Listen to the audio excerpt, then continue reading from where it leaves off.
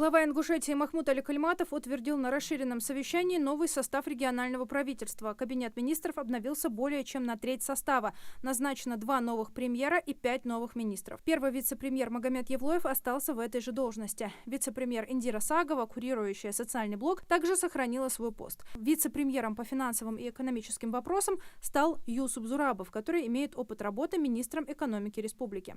Бывший министр строительства Микаил Балахоев еще до отставки кабинета министров был назначен вице-премьером и сохранил свой пост. Вице-премьером по вопросам безопасности стал Игорь Антонов, бывший советник главы Ингушетии. Глава республики также подписал указы о 4 новых назначениях на министерские должности. Ключевые министерства здравоохранения, промышленности и цифровизации и МЧС возглавят новые лица. Министром здравоохранения стала бывший главврач поликлиники Карабулака Зара Албакова. На должность министра экономического развития назначен Исрапил Гиреев. Минпромсвязи возглавил Адам Кукурхоев. Руководителем регионального МЧС стал Александр Евлоев. В остальных министерствах на должностях остались прежние руководители.